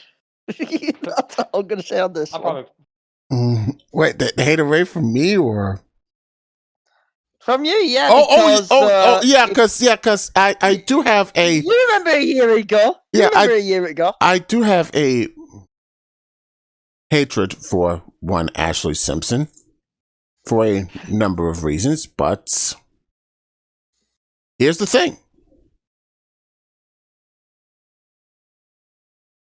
Here's the thing. And yes, even you watching this right now. Name the last big match Carmen Cortez won that you can remember. The last significant match Carmen won. Go ahead. Would it be Prestige? That was the last time. That's the last time she won in general. See, that took y'all quite a bit of time to think about it, didn't it? And that's for two reasons. One, and I'm not sure why this is, but Carmen has come up small or short in these big match scenarios in recent months. And and yes, part of that is because of everything that, has been going on with her from a professional and personal standpoint. Which brings me to point number 2. It feels like all that is gone now. I think we are going to get the best Carmen we have seen in quite a long time at Revelations. I'm not sure if Ashley Simpson knows what she has gotten herself into. Ashley's probably going to expect the Carmen of 2020. What Ashley's going to get is the Carmen of 2019 and 2018, when Carmen was on top of the world running hot. Ashley is about to, as the kids would say, fuck around and find out. I got Carmen. All right. Jason? So everyone knows. Everyone knows. Ashley Simpson right now is currently holding one of my world titles. And she won that through just very, very underhanded methods. And I'll admit, I hate the bitch. I hate the goddamn bitch. And everyone knows my feelings towards Carmen. She pretty much helped save my life at one point, where I was just drinking all the fucking time. I would come to shows pissed drunk. You guys would know that, with especially what has been going on and everything. But with that being said,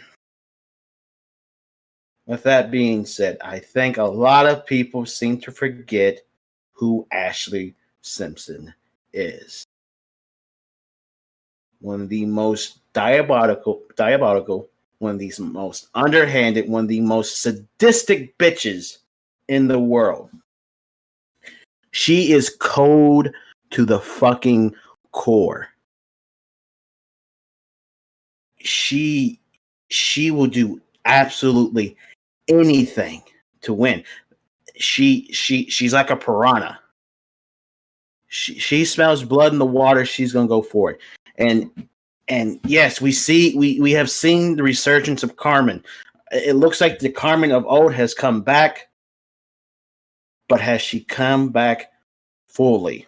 She's getting there, yes, but the Carmen that Eddie said that the 2019, the 2018 Carmen, will that Carmen show up? She's starting to get back there, but can she get back there quick enough to go one-on-one with one of the most... And here's the thing, a lot of people seem to forget this. She's one of the most intelligent wrestlers out there, because we all know what Ashley Simpson is capable of. And here's the thing, Eddie, you said, she's thinking she's going to get the Carmen of 2020. Yes, she might think that, but that's not been the Carmen she's been wanting. She's been wanting, the Carmen that we all know and love, the bad, one of the baddest bitches on the planet. Mm-hmm.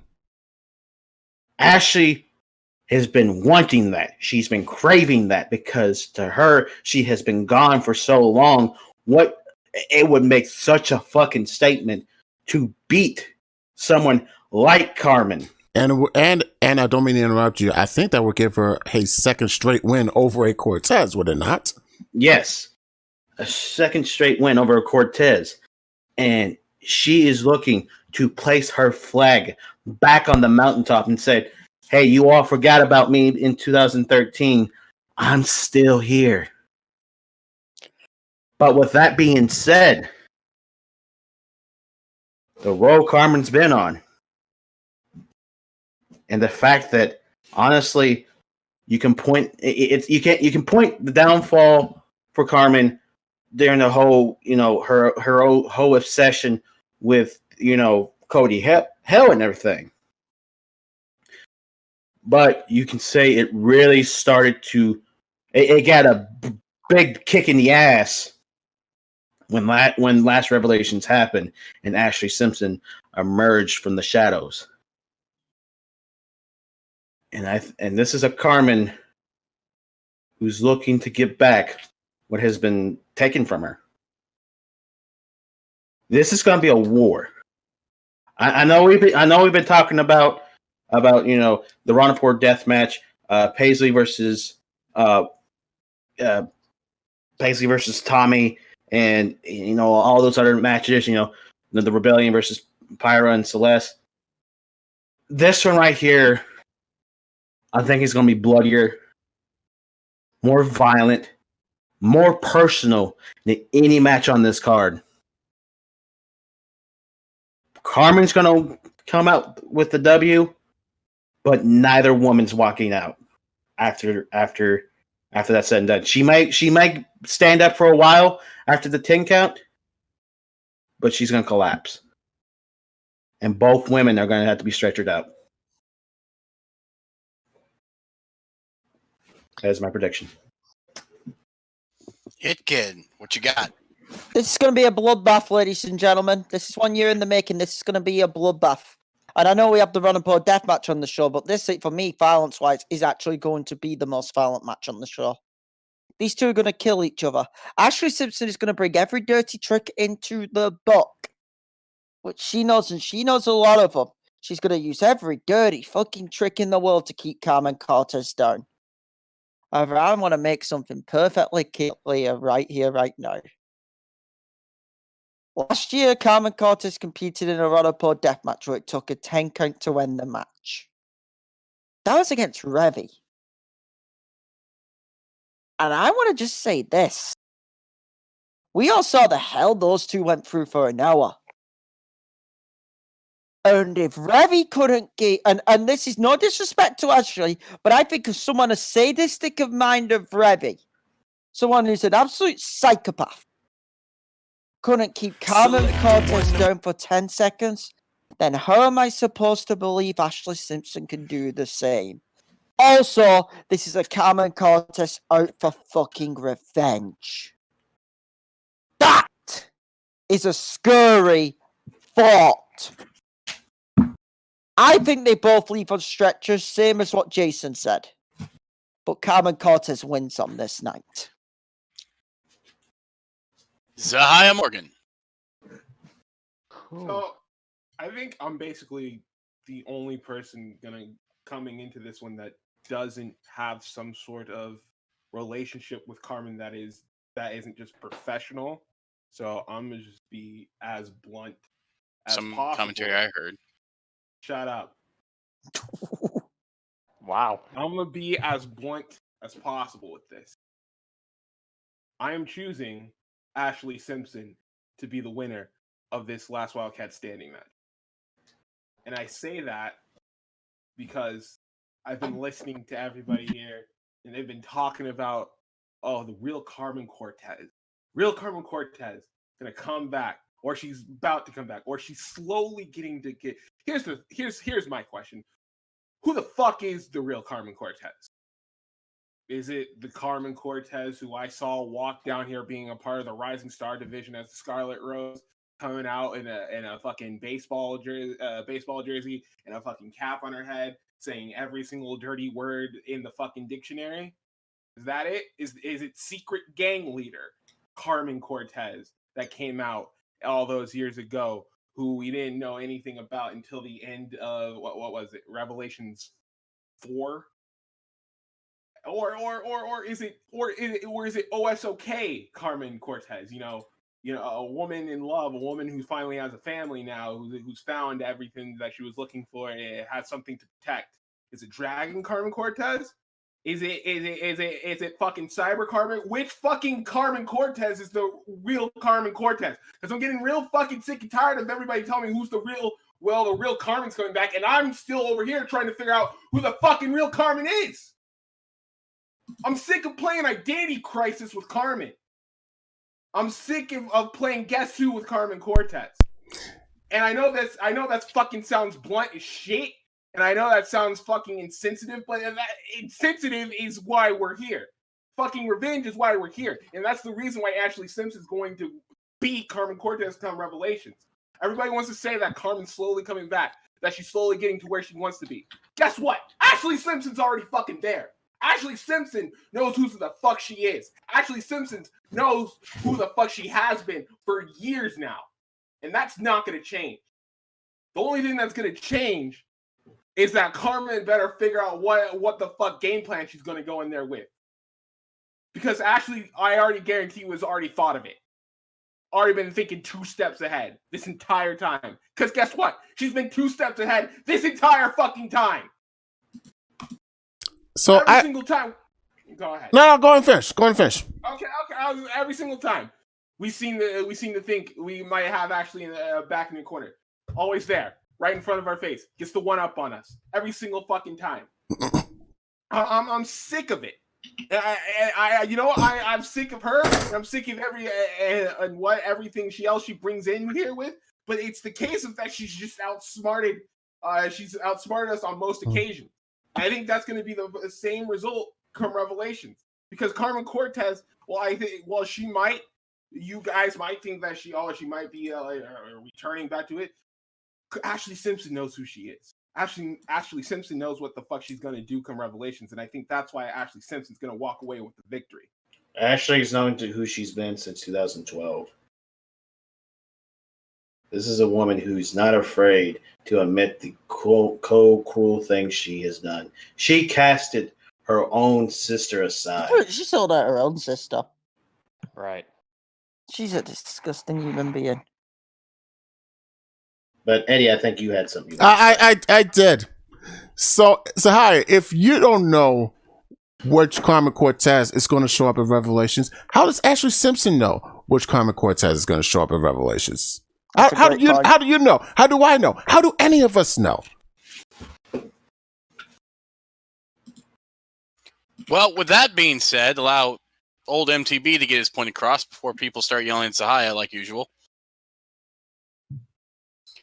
So, on the topic, putting aside the topic of who in the world is Carmen Cortez, let's go ahead and point out one simple fact. And that is the fact that Carmen Cortez, when she wants to be, is the most sadistic, the most hell-raising, and the most unforgiving individual a lot of us have ever seen.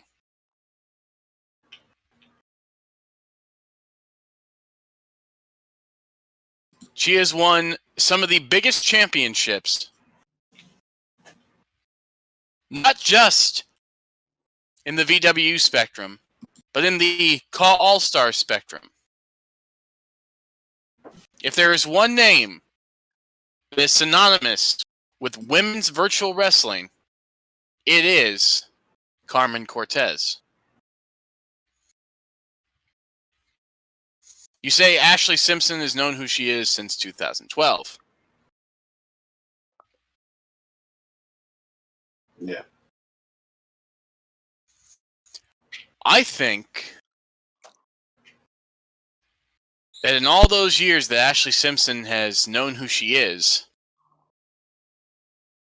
Carmen Cortez has been coming around and showing everyone not just who she is, but who they are compared to said Carmen Cortez. And that has always been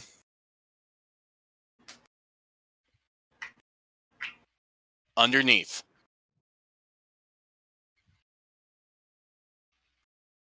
When the chips are down, Carmen wins away. And that's my prediction.